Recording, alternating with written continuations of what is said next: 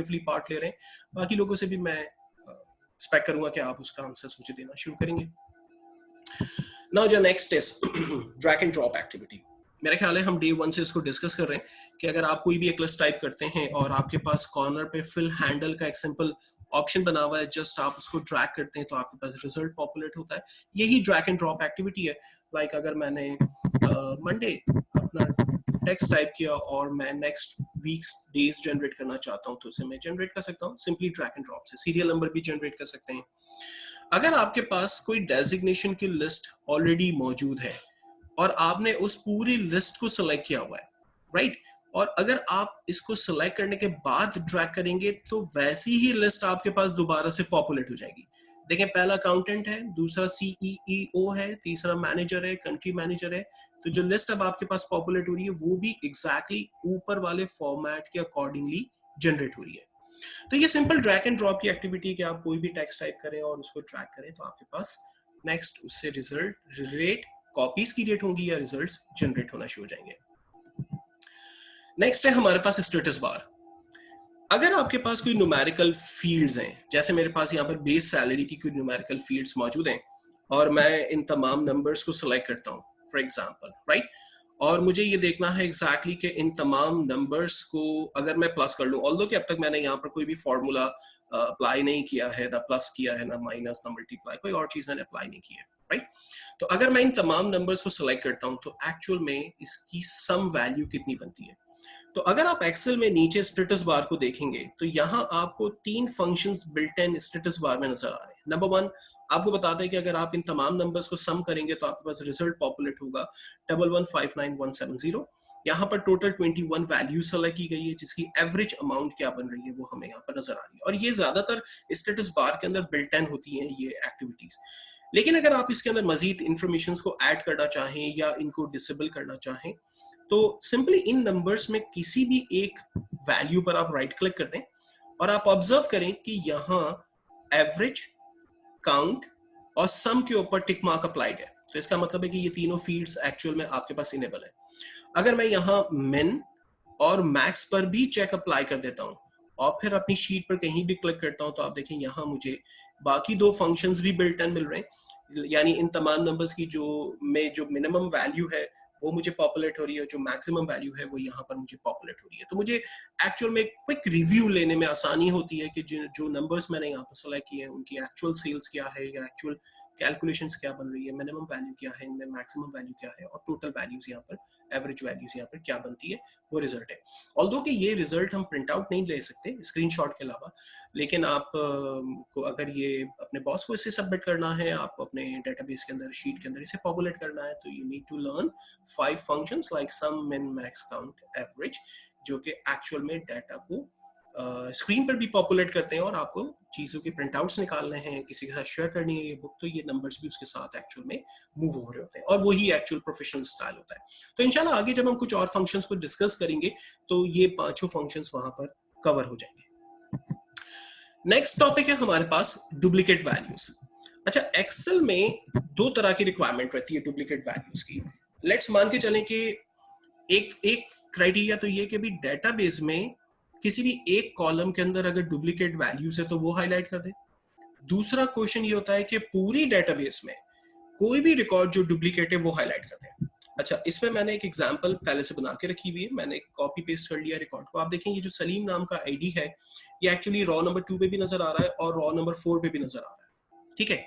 तो मैं एक क्वेश्चन, जैसे मैंने आपसे कहा था कि 2 क्वेश्चन दूंगा, तो पहला क्वेश्चन मैं आपको सॉल्व करके बता रहा हूँ जो इसकी बिल्ट इन यूटिलिटी है। क्वेश्चन नंबर 2 मैं आपको दे रहा हूँ जिसको आप सॉल्व करेंगे और अगर नहीं होगा तो इंशाल्लाह कल मैं आपको उसका आंसर कर दूंगा।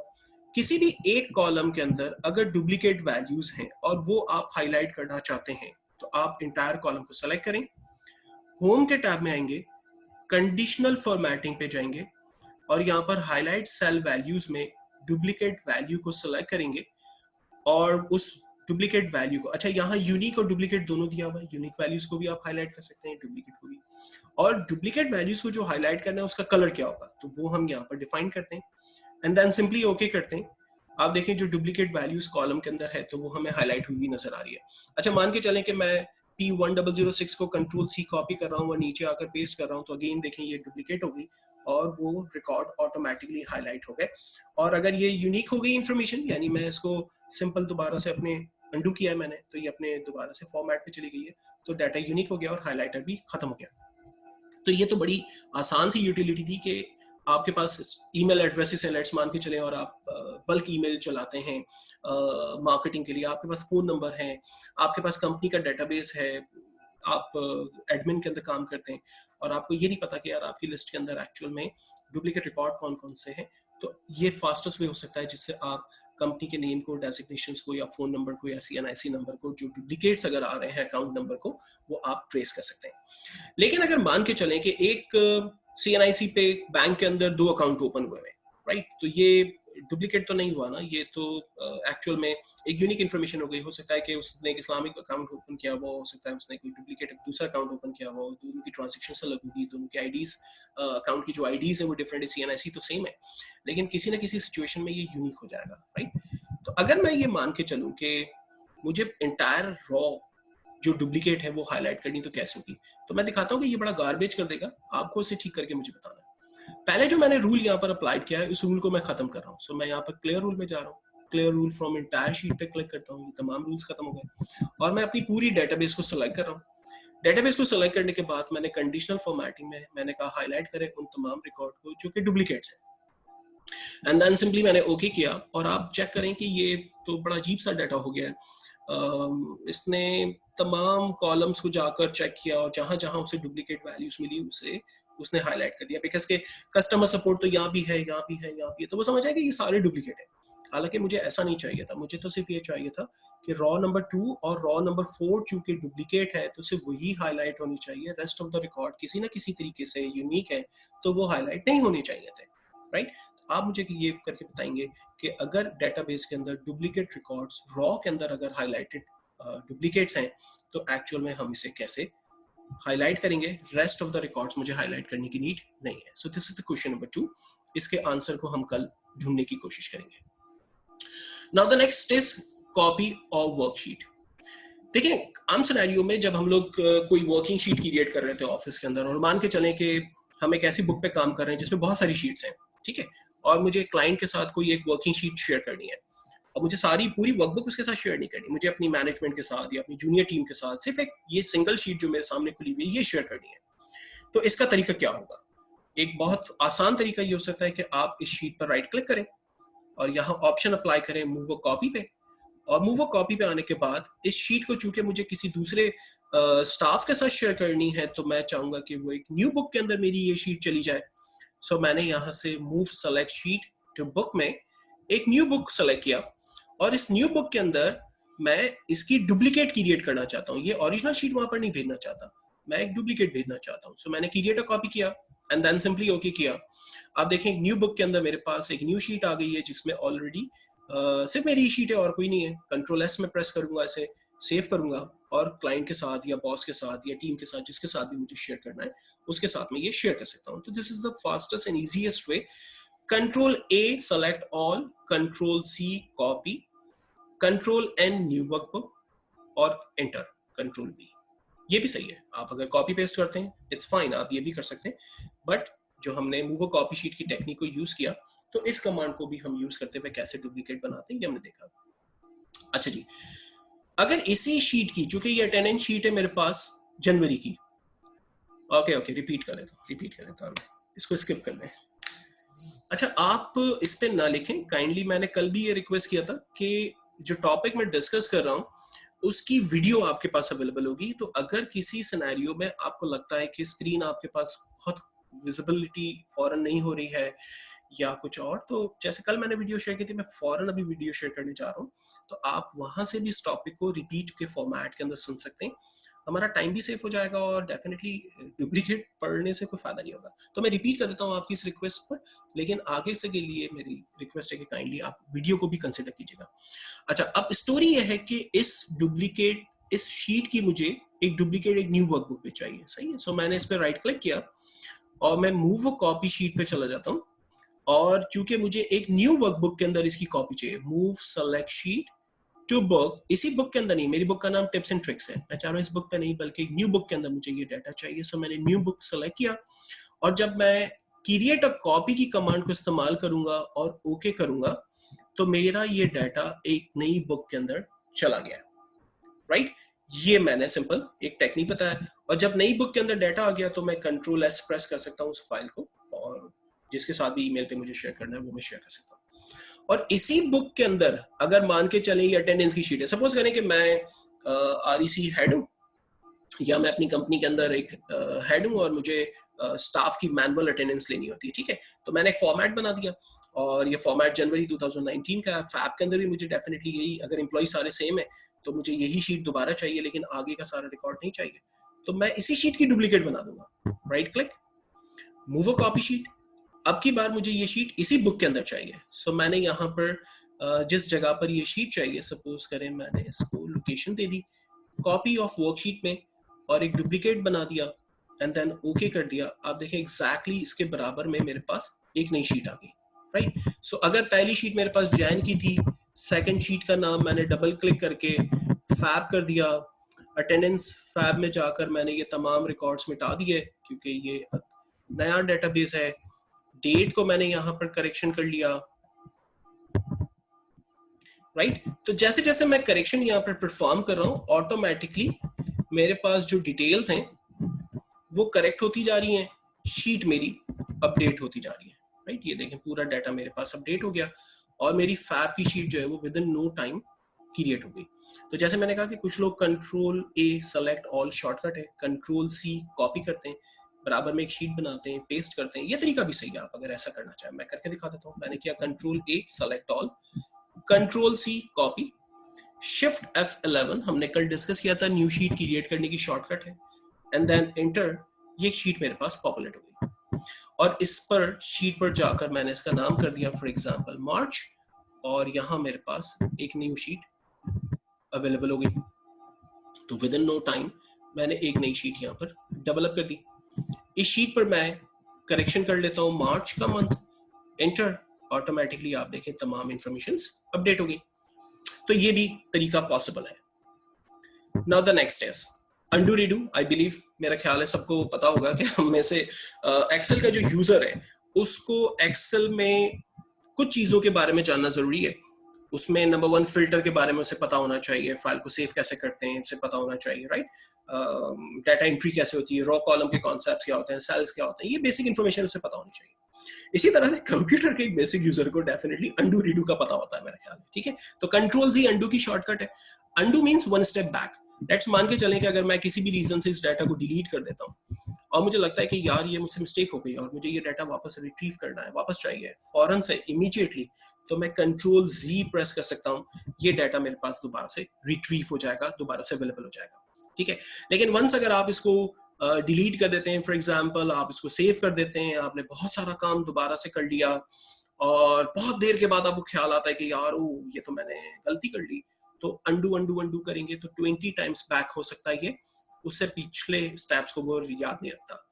नंबर 2, अगर आपने अपनी फाइल को क्लोज कर दिया है, डिलीट करने के बाद मान के चले आप अपनी फाइल को क्लोज कर देते हैं और दोबारा खोलते हैं तो अंडू की कमांड दोबारा से वर्क नहीं करती है।